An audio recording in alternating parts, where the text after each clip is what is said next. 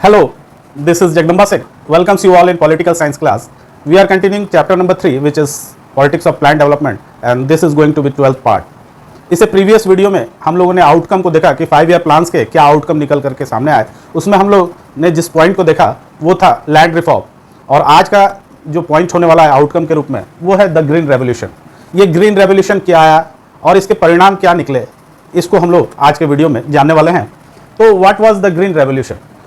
To understand green revolution we have to understand the food crisis of 1960। अगर हम लोग ये जानना चाहते हैं कि ग्रीन रेवोल्यूशन क्या था, तो हम लोग को पहले 1960s में जो फूड क्राइसिस हुई थी उसको समझना जरूरी है कि वो फूड क्राइसिस क्या थी और क्यों हुई थी, उसको हम लोग पहले समझेंगे। To understand in 1960 there was a severe food shortage and famine in many parts of the country. इस दशक में 60 के दशक में हम लोगों ने देखा कि बहुत सीवियर एक फूड क्राइसिस देखने को मिली। चारों तरफ सूखा पड़ गया, रेन सही ढंग से नहीं आई, और एक फूड क्राइसिस देखने को पूरे इंडिया में अलग अलग पार्ट्स में ये चीज़ें देखने को मिली। जैसे कि फूड क्राइसिस ऑफ बिहार इन 1967 में ये एक फूड क्राइसिस देखने को मिली बिहार में, जहाँ एकदम सूखा पड़ गया और अन्न बिल्कुल उपज नहीं पाया उस सीज़न में, और वहाँ एक फूड क्राइसिस देखने को मिला बिहार में। इस सब चीज़ जो 60 का दौर था ये काफ़ी कठिनाइयों का था इंडिया का। 1962 में चाइना इंडिया वॉर हो गया, उसके कारण थोड़ी सी इकोनॉमिक गड़बड़ हुई इंडिया की। उसके बाद 1964 में नेहरू जी का देहांत हो चुका था। उसके बाद नए प्रधानमंत्री बने थे लाल बहादुर शास्त्री, और वो एक किसान के बेटे थे और वो काफ़ी जुड़े हुए थे रूट से अपने।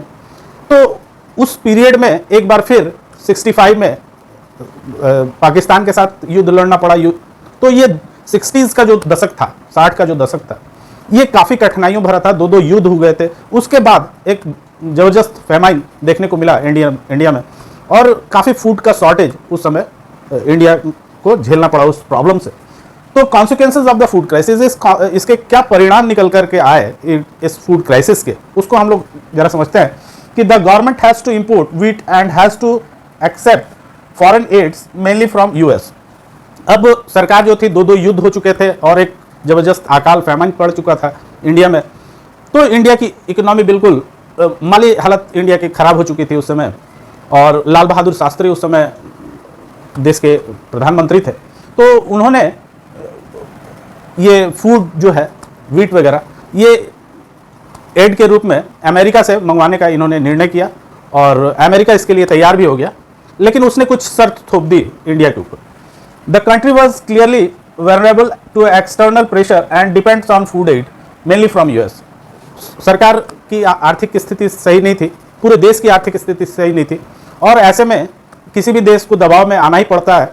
ऐसी स्थिति में यूएस के दबाव में इंडिया काम करने लगा, और उस समय खास करके फूड के लिए उसे डिपेंड होना पड़ा on US. In US in term pressured India to change its economic policy. उसने इस शर्त पे इंडिया की मदद करनी शुरू की कि आप अपनी इकोनॉमिक पॉलिसीज़ को चेंज करेंगे। यानी कि अमेरिका का कहना था कि India should change its economic policy. और कैसी इकोनॉमिक पॉलिसी चेंज थी उसको ज़रा समझते हैं हम लोग कि it was needed of hour to adopt a new strategy for agriculture. ये एग्रीकल्चर के क्षेत्र में एक नए ढंग से काम शुरू करने की बात हो रही थी, in order to ensure food sufficiency. और इस नए ढंग से काम करने के कारण जो ये फूड की कमी जो हो गई थी, इसको चेंज किया जा सकता था, ऐसा यूएस का मानना था, और उसने प्रेशराइज भी किया इंडिया को to change its agriculture policy. अब ये एग्रीकल्चर पॉलिसी क्या थी? तो एग्रीकल्चर पॉलिसी ये थी कि जो बहुत संपन्न वर्ग है, जहाँ हर चीज़ें, हर फैसिलिटीज़ उपलब्ध है आसानी से, जो रिच फार्मर्स हैं, यानी बड़े बड़े जो लैंडलॉर्ड्स थे, उनको ही प्रोत्साहित करना कि वो इन्वेस्ट कर सकते थे इन द एग्रीकल्चर सेक्टर। तो उनको प्रोत्साहित करके उन क्षेत्रों में जहाँ इरिगेशन अच्छा था, वहाँ पर जहाँ सुविधाएं अच्छी थी, वहीं पर खास करके अनाज का उत्पादन बड़ी मात्रा में किया जाए, ऐसी स्ट्रैटेजी थी।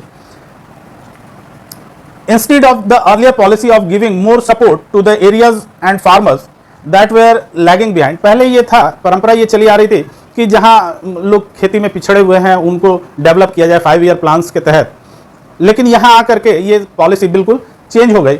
Now it was decided to put more resources into those areas which already had irrigation and farmers who were already well off.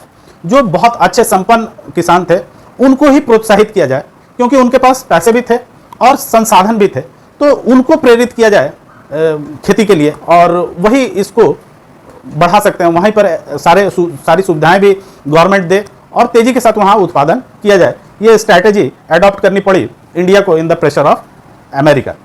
तो इस तरह हम लोग देख रहे हैं कि जो एक दो वॉर हुए, बीच में प्रधानमंत्री जो एक लंबे समय से चले आ रहे थे, जवाहरलाल नेहरू, उनका देहांत हो गया, और दो युद्ध लड़ने के बाद इंडिया आर्थिक रूप से कमजोर हो ही गया था। उसमें ये फेमाइन ने आकर के और स्थिति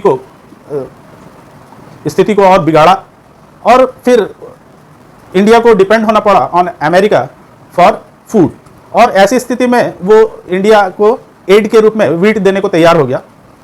तो उसने कहा कि आप अपनी पॉलिसी को चेंज कीजिए, और उसके प्रेशर में इंडिया को अपनी पॉलिसी चेंज करनी पड़ी।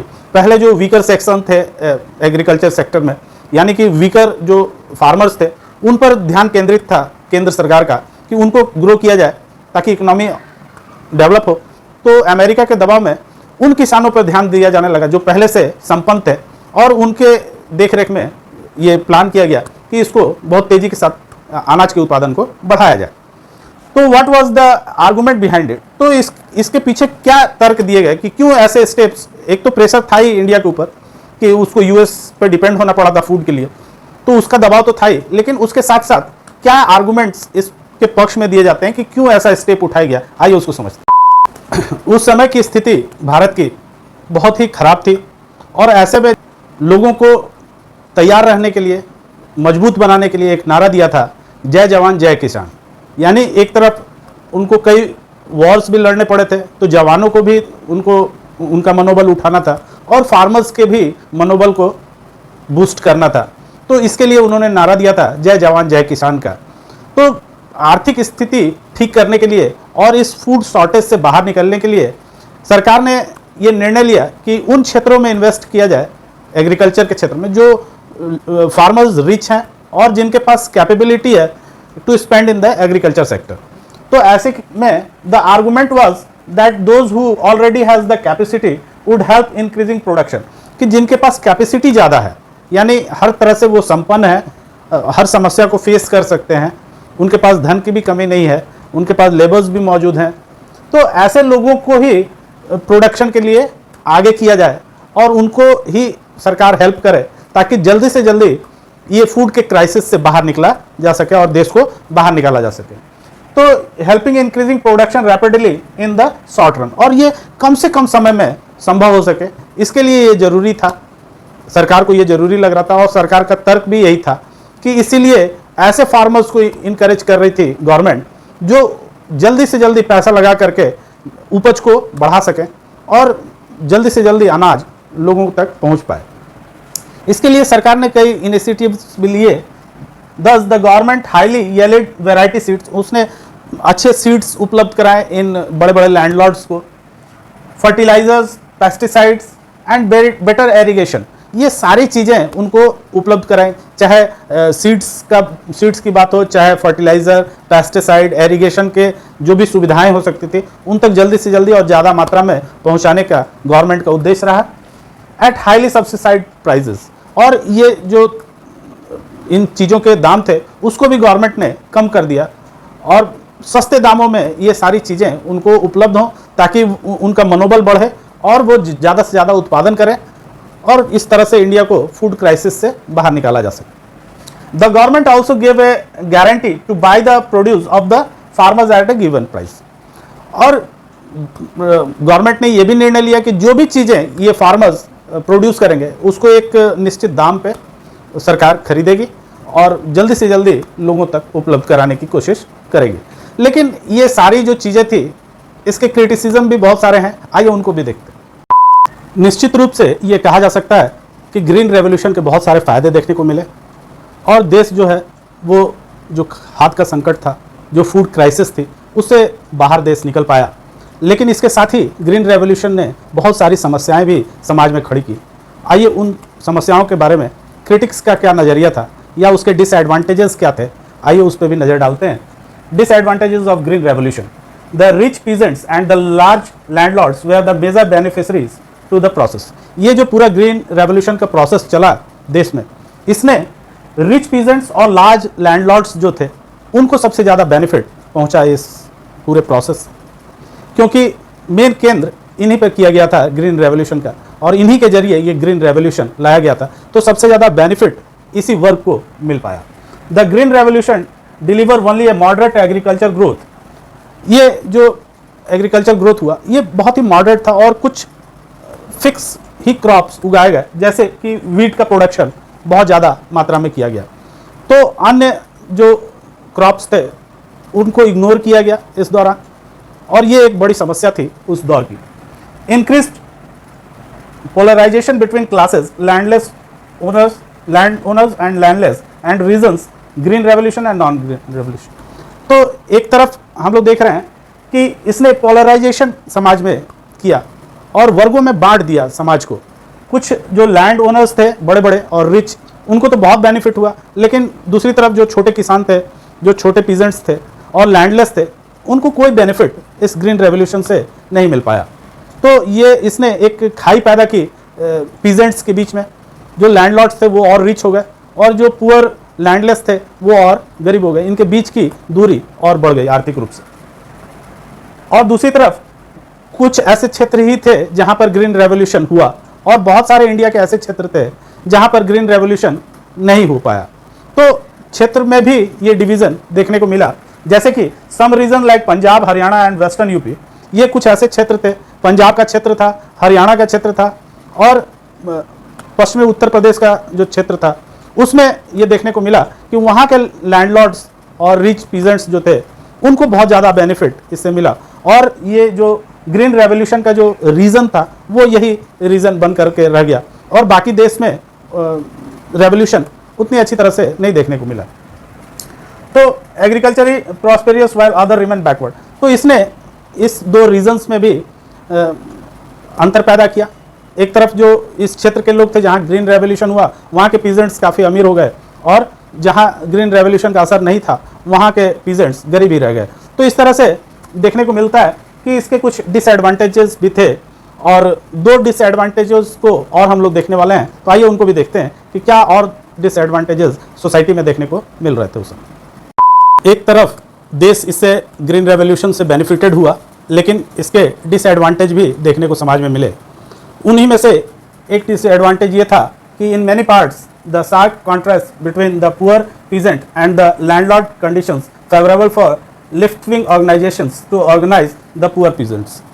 जब ये अंतर देखने को मिला कि जो अच्छे और रिच पीजेंट्स थे वो काफ़ी और रिच हुए, और इनके बीच, लैंडलेस के बीच जो दूरी थी आर्थिक वो बढ़ी, तो ऐसे में लेफ्ट विंग ऑर्गेनाइजेशंस जो थे उस समय, वो उनको एक अच्छा मौका मिला to mobilise the landless peasants, और उन्होंने इसको एक नक्सल्स के रूप में देखने को, नक्सलवाद जो जिसको कहते हैं हम लोग, आज भी ये नक्सलवाद हमारे देश में है। तो इस चीज़ को जन्म यहीं से मिला ग्रीन रेवोल्यूशन से। जो पीजेंट्स पुअर रह गए उनको बरगलाने का काम, उनको मूव कराने का काम इन लेफ्ट ऑर्गेनाइजेशंस ने किया, और उनको एक रिवोल्ट करने की शिक्षा उनको दी गई कि आप जो है अपने हक के लिए लड़िए, और समाज में सरकार के खिलाफ बहुत सारी चीज़ें ये आज भी करते हुए देखे जा सकते हैं। नक्सलवाद आज भी समाज में व्याप्त है। तो इसका जन्म इसी ग्रीन रेवोल्यूशन के कारण हुआ। दूसरी तरफ the green revolution also result in the rise of what called the middle peasant sections.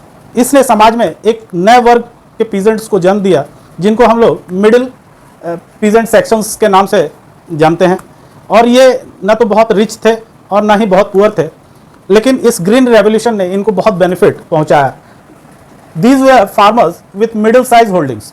ये जो फार्मर्स थे जो मिडिल सेक्शंस में आ रहे हैं, ये इनके पास बहुत ज़्यादा होल्डिंग नहीं था, बड़े बड़े लैंडलॉर्ड की तरह इनके पास ज़मीनें नहीं थी, लेकिन फिर भी इनके पास अच्छी खासी ज़मीनें थीं। Who benefited from the change and soon emerge politically influential in many parts of the country. और इन्होंने इसका बेनिफिट बहुत जम करके उठाया, और ये काफ़ी प्रॉफिटेबल हुए इस पीरियड में, और इन्होंने अपना राजनीति में भी काफ़ी इन्फ्लुएंस अपना बढ़ा लिया। तो इस तरह से हम लोग देख रहे हैं कि एक तरफ ये ज़रूरी था कि ग्रीन रेवोल्यूशन जैसी चीज़ लाई जाए। जो फूड क्राइसिस देखने को मिला 60s के दौर में, दो युद्ध लड़े गए, जवाहरलाल नेहरू जी की मृत्यु हुई, शास्त्री जी सत्ता में आए और उसके बाद फिर इंदिरा गांधी आई।